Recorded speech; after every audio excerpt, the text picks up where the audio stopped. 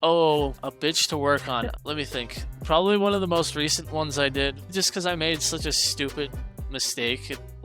This goes back to the scaling thing, the multicolor thing that I created, the one with that used the peristaltic pumps to pump the Okay. fluid. Yeah. I literally engineered the absolute shit, over-engineered it to, that thing should not exist.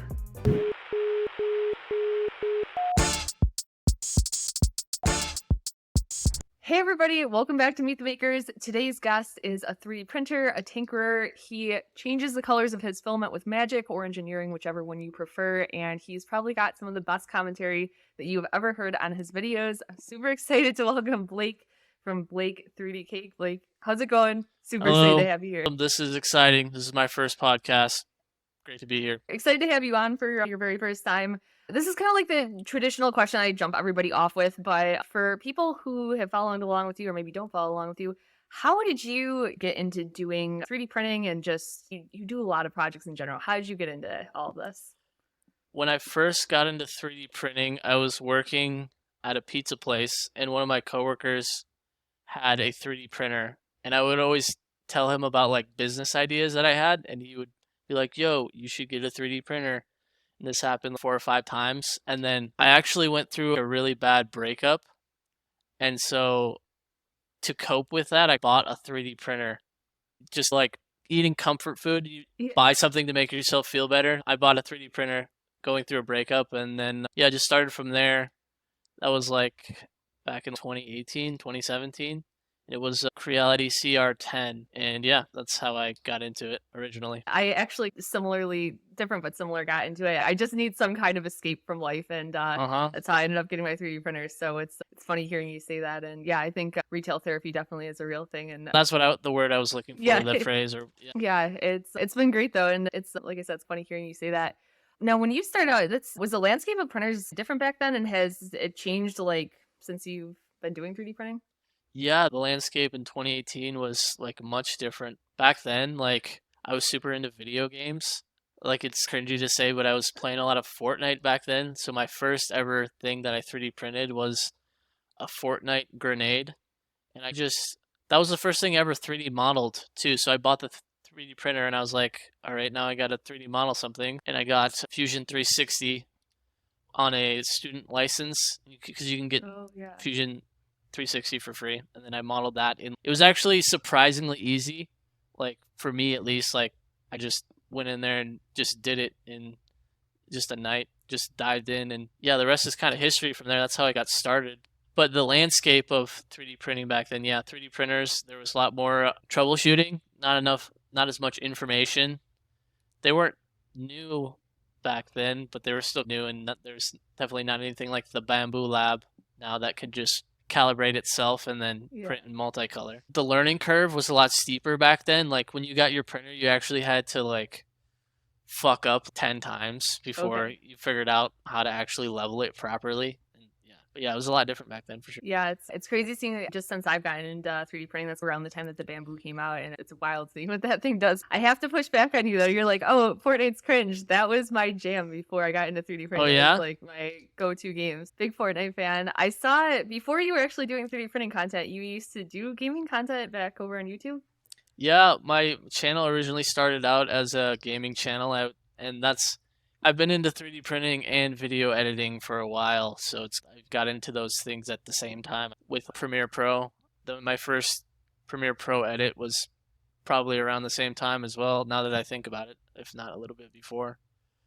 But yeah, made a lot of gaming videos. They didn't go anywhere, but it's all a learning process. You just picture what you want to make or what you want to do with a video or something you want to make, and you just do it and go from there and learn. Yeah, I feel like it's one of those things in life where sometimes I made a ton of different styles of content before I got into making 3D printing content, but it's almost life prepares you for something that you're going to do in the future in a weird way if you're starting gaming, and it wasn't what you did ultimately, but it's weird how everything just plays into each other. Or it's a self-fulfilling thing, you go into it and maybe that's what you're interested in the whole time, or I don't know. Yeah, life does work out that way. Yeah. No, you talked about this earlier when, you're working at a pizza shop and somebody's, oh, you should do this for business ideas. What kind of business ideas or what kind of stuff did you have in mind when you first heard of 3D printing? Everybody in my family is an entrepreneur, so Okay. just grew up in that culture. And my cat is actually about to jump up on my chair right now. What's up, dude? So make a say hi to Sweegetsu. Oh, he's adorable. Yeah, it's a little shit sometimes, but yeah, no, my family's like literally dad's side, mom's side, my uncles all like started businesses. But back around then, I'll tell you my business what it was back then. So there's these empty alcohol bottles, right? People have it like when you're in college, right? People have lined up on the Yes. shelves. Yeah. So I actually found a use for those, and you can actually drill those out and put like a down stem in them and turn them into a bong. So that was like my Oh, no first shit. business. Yeah, it was called Easy Bottle Bong. So I made a kit where you could repurpose these glass bottles and turn them into bongs. And I was like in college, like partying and all that. So it was that they sold really well. But that's like my first business that gave me experience with starting a business and like pursuing a business idea. But I've been into business ideas, so I've had a lot of them, and I've went after a few of them. So I have a lot of questions that stem off of what you said already. You're in college. Like, you said that you come from a family of entrepreneurs, which is Uh huh. really fucking cool. That's cool to me. I think like most college kids aren't necessarily looking in someone's dorm room being like, oh, I see all these bottles sitting on the shelf. I see an opportunity. Would you say having parents who were of that like entrepreneurial mindset helped you maybe like at a younger age think of like when you see something like that, see it as a business opportunity? Or would you say that like maybe you just, that's your personality?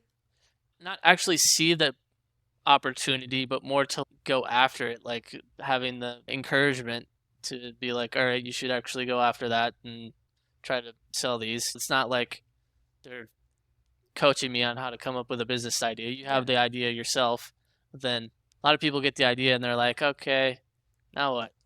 When you have parents like that, they're like, all right, that's go sell one or go do this. Give you help on little things, just encouragement, taxes sometimes, Yeah. just LLCs, stuff like that. Yeah, that makes sense. My parents aren't necessarily entrepreneurial, but it's funny you mentioned taxes. My mom she was like an accountant, she did taxes, she worked for the IRS, so it was a blessing for me like when I started to get into that side of things to have somebody to Oh help me with yeah, that. that's Yeah. definitely a valuable resource because from starting a business, like taxes are probably the number one most annoying thing that goes with the business side of things, I think.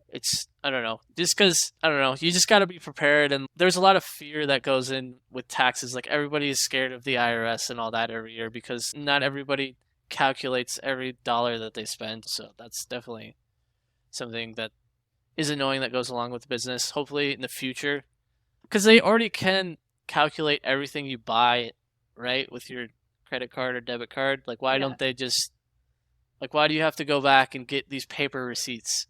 Like, we live in a I digital world now. It's every annoying. fucking tax season, I'm like, there has to be a better way, but as most things work in the government, it's usually like 30 years behind the clock. So maybe by the time that we're both like super old, it'll finally catch up to that point. I hope so. I really do hope so. But beside taxes, I'm always really interested in for people who are like looking to start their first business or get into it. Was there like anything, I guess, that came out of your first business that was like a really good learning opportunity, maybe aside from fucking taxes suck, but anything else that came out of that? It's got to come from somewhere other than the mentality of, I want to make money. Because a lot of people are like, I want to start a business so I can have freedom. I wouldn't say it necessarily has to start from a place of passion, but it's got to be like, I have an idea or I'm going to solve a problem. Usually it starts with, I'm going to solve my own problem. You solve your own problem, you tell somebody about it, and they're like, can you solve that problem for me? And then you scale into it. A lot of, like, that's been a big theme that's been difficult for me, scaling into something. Because I like to, when I have an idea about something, I like to go big. For example, when I got into 3D printing, I instantly bought this like gigantic resin printer that's 3 grand. It's like worth more than my car. And now it just sits on the shelf because I never use it. You gotta basically business ideas and a lot of other things. You need to scale into them out of necessity and not just because you want to or like you have a vision of it. It's like letting the market dictate what gets created and not yourself. Yeah, it completely makes sense what you're saying, and honestly, that was one of the hardest lessons for me to learn, and it's still something that I have to stop myself often from being like, "Oh, well, I like it, so, like, surely everybody else likes it," and I think, Mm. like you were saying, like, really making sure that you're solving a problem and validating that problem with everybody else in the market before you, Yep. go wild with it. Because yeah, I've definitely fallen into that before, and I think that's a really easy thing to fall into when you're new to business.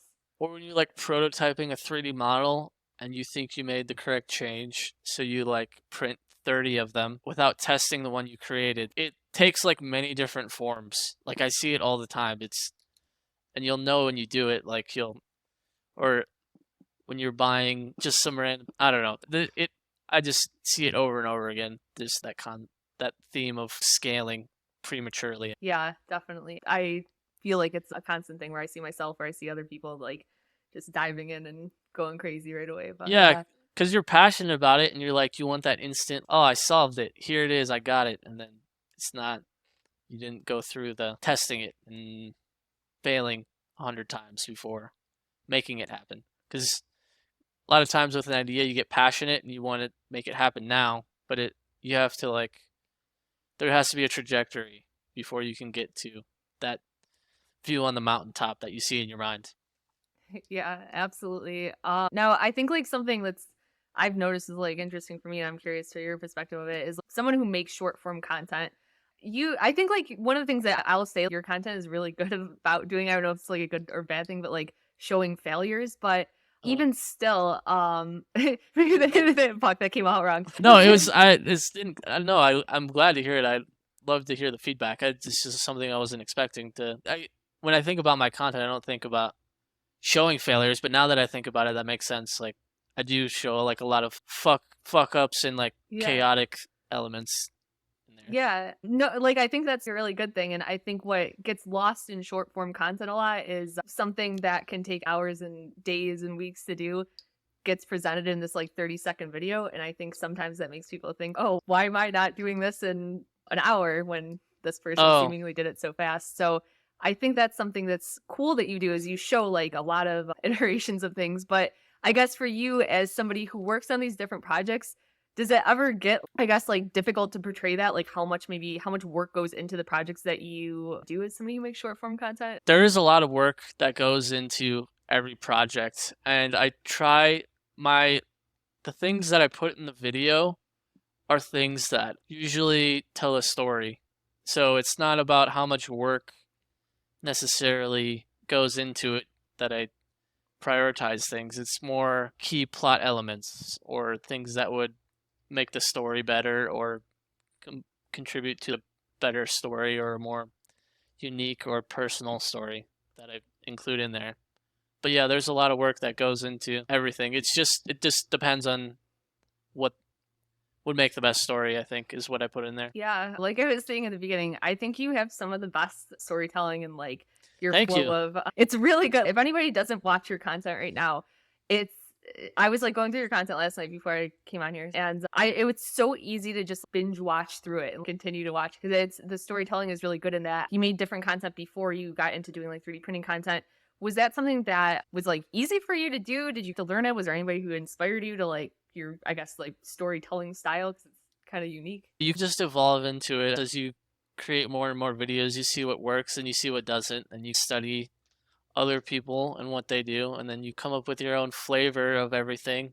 There's there's a lot of different like theories of like how like a lot of people talk about what makes a viral video and what doesn't, and can they predict whether their video is going to be viral or not. And you can come up with any any sort of model you want to try and create something like what's the word I'm looking for? You can come up with like a scientific model or you know what I'm saying? There's a better word Like for an it. algorithm? Yeah, like an algorithm to produce something that's going to go viral every time, but every time I get to that point and then I create something and I'm like, "All right, that's going to do good." And then it just doesn't. And then it's changing. And I think that's key part of it too cuz the whole posting thing is so dynamic and your audience is growing with you as well. So once you figure out like a kind of a recipe, it might change or people might get used to that. So you gotta like constantly be evolving with. There's not a recipe that's gonna work for everyone. It's good. It's just gotta come from you. Yeah, no, absolutely. I think like evolving your content over time is a big thing. I think when I try and think of people who've been on platforms for a long time, their content, if you watch them 5 years ago, is so different from what it is today. And I think Mhm. his styles evolve, that tends to evolve. One of the things I was curious about when I was watching your content, like you make really interesting, like you make shit that I've never seen anybody else like maybe even think of, or I don't know. It's very unique. Would you say that posting on social media, does that like kind of drive you to push the boundaries of what you're making? Or if, let's just say that we lived in a world social media didn't exist, do you think you'd still like make the things that you make right now? I think I would. I just it for me. I just get an idea and I'm like, all right, I want to make that, and so it's kind of like a it's kind of like a fun game. I don't know, just like creating different things and having an idea because there's always like the first stages where you get this inspiration of the idea. It's like the honeymoon phase, and then you go after it, and then you get into it, and then there's always just like a bunch of problems, and then you're just going, and then you get to the end, and you created this thing, and it's there, and it works or it doesn't, and you have the video that documented it, and it's fun. But yeah, you learn a lot along the way too. Like every time I create something, I learn something new, and I'm able to just like for the next time know how to approach it, how to do things better, more efficiently, how to make something that's better. Yeah. No, that makes sense. When I was going through your videos, it seemed like as time went on, like I could almost see things that maybe were more, I don't want to say difficult, but just maybe it took more time for you in the beginning. Like I could like see watching the progression of your videos, like those things get easier and easier. I don't know if you like feel that yourself, but that's like the sense that I got in watching your videos. Yeah, no, you just definitely learn a lot, and then once you gravitate away from something, you lose a little bit of it. But usually coming back, it's easier to get into the groove of things.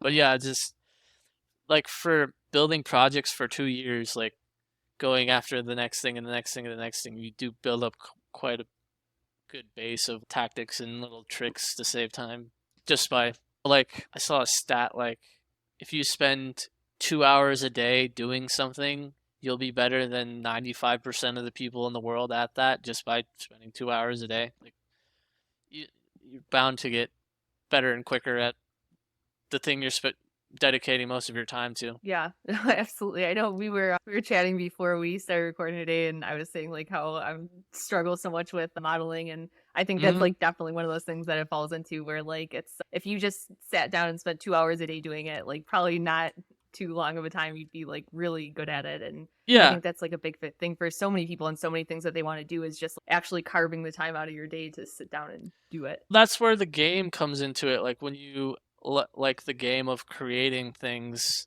that makes it so you don't like a lot of people just want to take a course to learn something and then they think they'll just be good at it. It helps if you actually have something that you want to create that it'll make it if you actually enjoy it, then you'll actually put in the time and want to create the next thing and that's how I don't know, that's how I get good at stuff like that, but I don't know.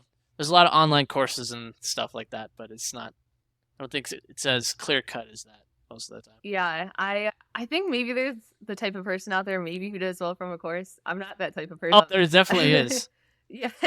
Yeah, I'm like the type of person I need to sit down, I just need to do it. I need to tear something apart and put it back together. Uh And huh. that's how I learn. But I think there is like the type of person who can sit and watch someone else do it, but I it's not me. I'm not that Yeah, person. no, me either. My retention on some things is just like zero. I gotta watch it like 4 or 5 times, Yeah. really hammer it in my brain before I actually get to it. Now, of the projects that you've done, there's again for people who haven't seen your content, I recommend they go check it out and see all the crazy things. Is there any one thing that maybe stands out that you're like, man, that thing was a fucking bitch to work on, or that maybe just didn't go the way you expected, or anything like that? Oh, a bitch to work on. Let me think. Probably one of the most recent ones I did, just because I made such a stupid mistake. Like this goes back to the scaling thing, the multicolor thing that I created, the one with the that used the peristaltic pumps to pump the Okay. fluid.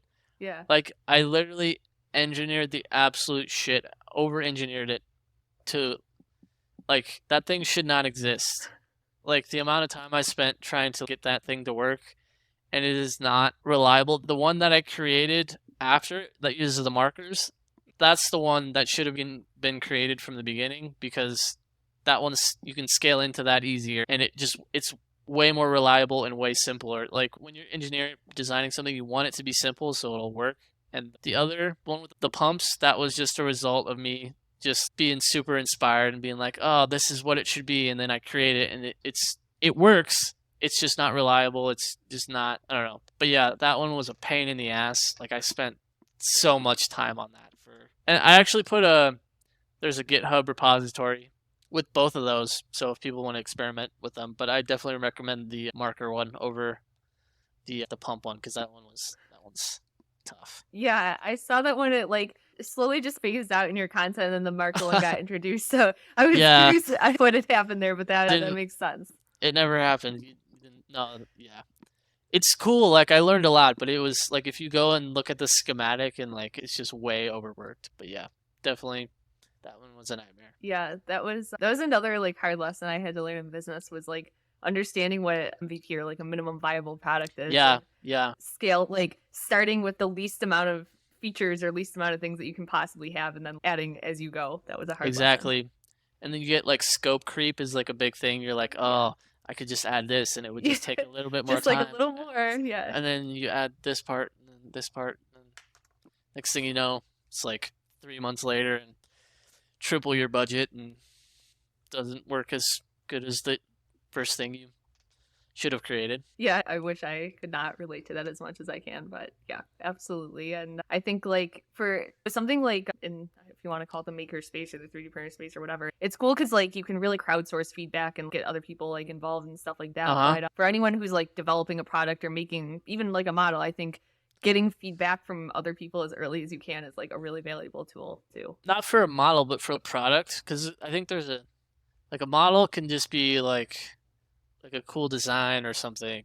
Like you don't necessarily need feedback for a piece of kind of artwork, but for a product, you definitely want to get that MVP and get that feedback right away, for sure. One of the things I just saw you start to post about that you've been working on, I think you've been working on it for a while, but it's like these custom build plates. Can you tell us a little bit about that? I think that might be one where I didn't do MVP. Like I probably skipped a bunch of steps to try to create the best digital build plate there is. I feel like this keeps happening to me. I just need to like slow down and just make the MVP. You're so right about that. I make that mistake every time. But the digital build plates, yeah, you can put any image you want on them. They're magnetic and you can use them for your Ender 3. I don't know if anybody will buy them, but I saw a post online where somebody on Reddit put like a sticker down on their build plate and then put a piece of glass over it. And I was like, whoa, I could use that for my community. And so I went out and figured out how to put an image on it, what materials to use, like what surface is going to be the best, how to like minimize weight with like packaging and all this stuff. I'm already like 3,000 steps ahead and I haven't really sold that many of them yet, but we'll see if people like them or not. But yeah, those are cool. No, honestly, I think it's a cool idea, and I think that you're onto something, because I'll tell you why. You wouldn't know if you came into my office right now because it's a fucking shit show. It looks like the city dump in here right now, but it looks pretty good. It doesn't look that bad from. It looks good from your angle. In front of me, it's you just like got. Before we got in this call, I just pushed everything in front of me, and it's a shit show in here. But nonetheless, where I was going with this, so I love matching things. I love like kind of aesthetic looking things, and I at one point I had bought, I don't know if you're familiar with the P flats. They're kind of like these reflective. It goes on your build plate and it's like a reflective surface, and then it transfers whatever's on the bottom of it to the bottom of your print. Yeah, I've seen those too. Yeah, I didn't know the name for them, but I've seen them.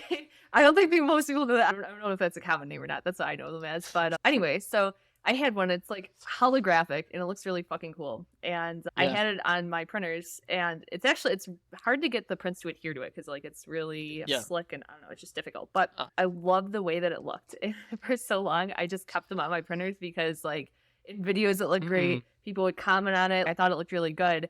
And always in the back of my mind, I was like, I feel like there's not a lot of people who make components for 3D printers that are like custom, like purposed for being aesthetic. And I think that there might be a market for that. So Yeah, yeah. I'm interested. You can. So what you're talking about is it has like a design, a texture on that, and you put it on your 3D printer, and you put the plastic over the first layer, and then whatever pattern was on there or textures on there goes onto the bottom of your 3D print. Yeah, essentially that. It's like the ones that I have, they're literally just, it's, I don't really even know how it works, but it's like a holographic film Uh-huh. that's on the bottom. It makes the bottom of your print holographic, but I've seen the ones that are like textured as well. I know there's like carbon fiber ones, all kinds of different ones. Oh, yeah, yeah, I've seen those. Yeah, best place to start would be to sell a few, see if other people want them if you wanted to start that business, but I'm doing the a similar thing with the build plates, and we'll see whether they sell or not. But yeah, that's I think it's a good idea because a lot of people take their printers to these conventions too, and it might be a niche market because you don't really want to bling out your 3D printer unless you're like showing it off. So for people who go to like conventions, I've been to the Midwest Rep Rap Festival. That was pretty Oh yeah. fun. So like places like that, people might love it there. But yeah, we'll see. It's cool. Do you now like when you do them? I saw a couple runs that you had, and it was I think you're like a Pokemon one. I think you had a few. I can't remember. Maybe a Zelda one. Zelda, Yeah. Are can you One do Piece. like custom runs of them, or do you like batch like the ones that you get? How does that work for you? I can do any image there is. I got this special like ink printer that I can Okay. take the image and put it on there, and then I put a PEI surface over it or polycarbonate. Both work Okay. good. Polycarbonate's kind of cool because it's clear, but it might not be as durable as the PEI. But the PEI has an amber finish to it, so it's going to be which surface you want. Both work good as printing surfaces. And I have it Yeah. hooked up on my website where you can upload an image, and like you can literally upload a picture of your cat, and it would be on the build plate. But I I haven't had anybody use it yet, so we'll see if. But I just started advertising I'm it, so.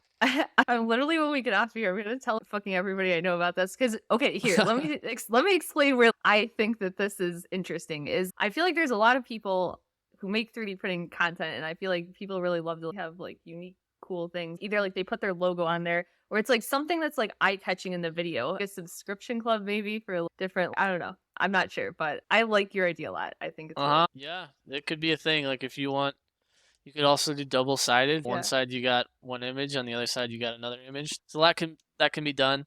Yeah, I'm also thinking about doing like with the build plates, doing like a subscription thing because I know that works good. People like subscriptions because not everybody's into 3D modeling, and if you can create some great models, it really is good value for everybody. Yeah. But with the build plates, yeah, you could. I'm thinking about doing a combination, like maybe when you buy a build plate, you get like a couple months of subscription Okay. with it. Would be Yeah. cool. That's Um, perfect. type thing. But yeah, definitely ideas to be had. But you got to scale into it for sure. That's cool. I'm excited about your idea. I like it. Thank you. I'm gonna look back in a year. I'm gonna be like, oh, like we had him on. Now it's like this major thing. So Yeah, it's gonna be cool. I hope it takes off. I really do hope it takes off.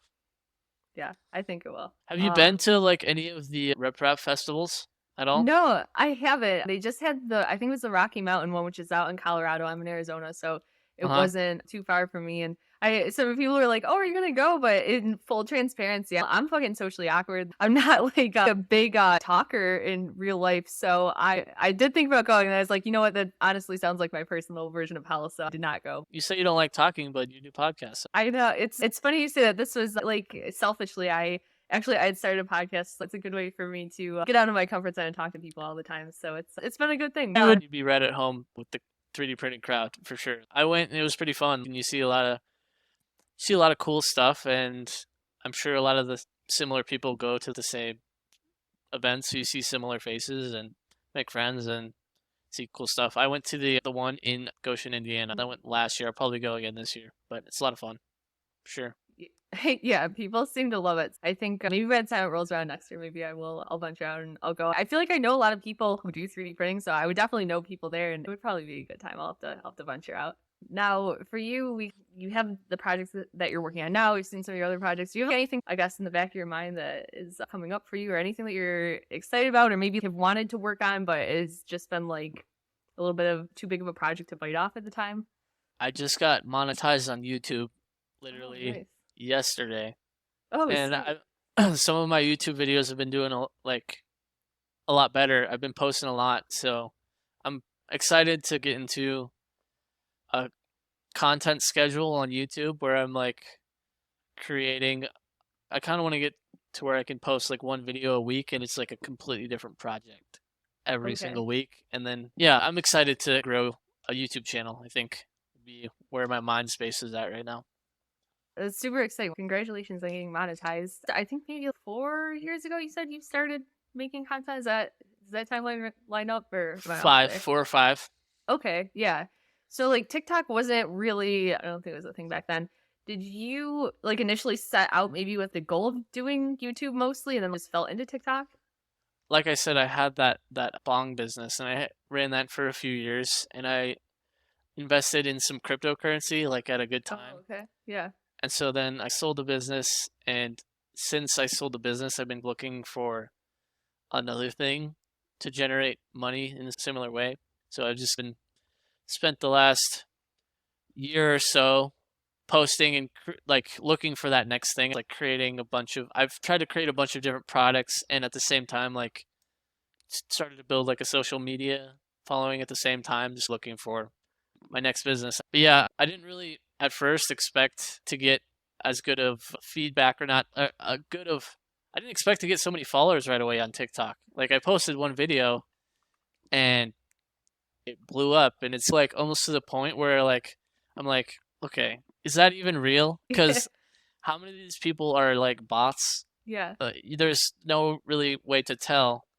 And I don't know, the thing that scares me about TikTok in particular the most is that big red button in the TikTok office that says go viral and that guy that's just like hitting that go viral button. It's so weird that someone's just in control of what channels get views and if you're new they'll give you more views so you stay longer. Yeah. It's so weird. And then I watched like the hearing with the TikTok CEO and like the whole time like all our representatives are like we know you have the data like grilling him on you have our data and like they're like give us the data and they're not even they didn't even acknowledge the fact that they can control whose voices get amplified and vice like the opposite silence at literally the Yeah. push of a button like that was not even mentioned. It's weird to me. I'm like speaking a little out of my area of expertise, so bear with me. But everybody talks about like their concerns with TikTok and what's happening with the data there and this and that. The next thing, like, it's I feel like it almost gets swept under the rug and people pretend like that's not happening on Yeah, other apps, that there's not like data being collected or things like exactly. that. I don't Yeah, think the data is even the problem at all because if you look at Charlie D'Amelio, right, what did she get famous for? Just like doing some like average dance, right? And suddenly every single girl in America thinks they can get be famous by doing like an average dance. They probably were just amplifying her voice by like to the max and yeah, then encouraging behavior and people it's just like weird manipulative yeah, yes. stuff and I feel like our representatives have no fucking clue about any of that. Like I watched the hearing, I'm like, what the fuck? It's I just mean, so weird being like a creator and knowing what is possible and how I don't know. it reminds me back of like when they were having the Facebook trials and Mark Zuckerberg would come in and they'd be like, if you're not charging people, how are you making money? And it's just they're so out of touch with Uh-huh. the reality of it's yeah, it's interesting like how the laws get made by people who clearly don't know what's happening. So I think they don't need to ban TikTok. They just need a freaking algorithm law or something where you can't yeah. just willy-nilly say, "All right, this guy, we agree with his opinion." Button, he's like in the front page of everybody's stuff. That seems violates some freedom of speech and stuff like that. I'm not like a freaking lawyer, but it just seems weird. That's why I don't know. TikTok it's and I don't know where to say anything like this because it's not like there's 100 other TikTokers in my region doing stuff that I can go talk to. It's more of something you bring up on a podcast. It's not like I can go to. I guess I could go to freaking Lawmaker and talk about it, but I don't know. I just think it's good to talk about it because who else are you going to talk about it with? Yeah, no, I agree. I think it's kind of like you were saying, just how it can have such an influence on the world. And there's like this weird statistic that I don't know exactly what it is, but it goes around. When we were young, like people would be like, "Oh, I want to be a firefighter or a doctor, or this or that." And everybody's like, "Oh, I want to be a TikToker," and it's like interesting just how that shapes what society looks like and what people, I guess, pursue as being important. And yeah, interesting. Yeah, pursue as being important, especially when they think other people think that this is important. Yeah. Like when that's where it's deceptive. If you have a bunch of they amplify this certain view and other people think that other people value that, they'll start to value it. So it's like super just I don't know, something needs to be done about it. That's what I think. Yeah. No, I agree. I agree. It's interesting. It's interesting to hear you say that. It's not something I've really talked about with other people. Like you said, it's I don't know a lot of people in like my personal life who make content, so it's not Uh-huh. not typically something that like I talk about in the day to day with people. Yeah. No, definitely not.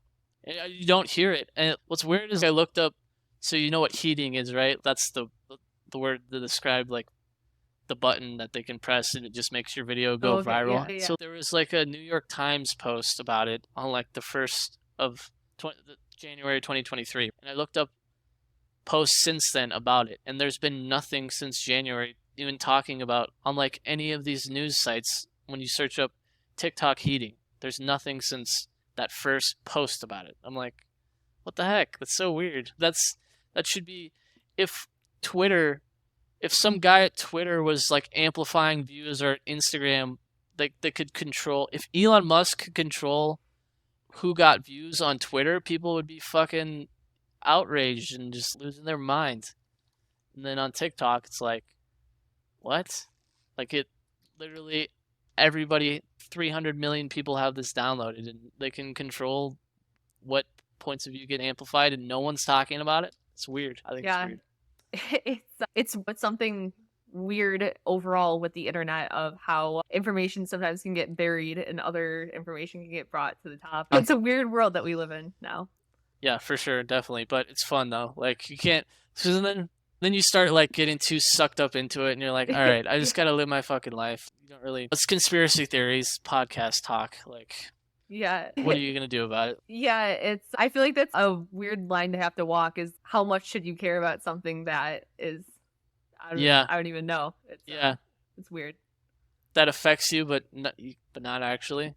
Yeah. Just a choice. I don't know. That's why maybe focus on other things like YouTube and stuff like that. That's where I'm at with it. But still probably post on TikTok as well because if I have short videos, I might as well post them on everywhere just because, it makes sense. You can post them on Instagram, YouTube, and TikTok and Facebook. Makes sense to, if you have a video, might as well get everybody to see it. Yeah, Kind of have to think too much about it. it's an interesting time with making content. I think I'm starting to see, I don't know if you've started to see this, but I've started to see some information about Instagram, like starting to prioritize like images again more than like shorts and YouTube. Oh, I think I saw that they're actually unrelated to when I started this, but they're starting to push for podcasts to be like a big thing on their platforms. oh, I'm seeing like a lot of, I don't know how like accurate this is, but I'm starting to see platforms talk about like, not getting away from short form, but like for a while, I think that was like everything that everybody was focusing on. And yeah. yeah, it's interesting to see how that's. I feel like the big thing driving it is just like it's not super easy to monetize. Like people don't want to watch a 30-second ad in between watching a 15-second Yeah, video. So yeah. yeah. There was like a race to the bottom. Like everybody was like, "Oh, everybody's watching this," and then yeah, it's not easy to monetize it, and it fucks with your attention span a little bit. Yeah. Probably, who knows? But you do learn a lot of cool stuff. I don't know. Yeah, it's like it's a double-edged sword. I definitely have learned a lot of strange things I would have never known if it wasn't for TikTok. But I'd be lying if I said it didn't burn out my attention span. I know. Yeah, I used to watch like a 10-minute YouTube video and I was like, oh, this is a super short video. Now if I watch a 10-minute YouTube video, I'm like skipping through half yeah, the video and I'm like, oh, let's for skip to the real. 30-second video. Sometimes I find myself just like going like this, and I'm like, "What the fuck?" Yeah. You gotta remind yourself not to go back and am I even the one watching these videos, or is it just like an autonomic response?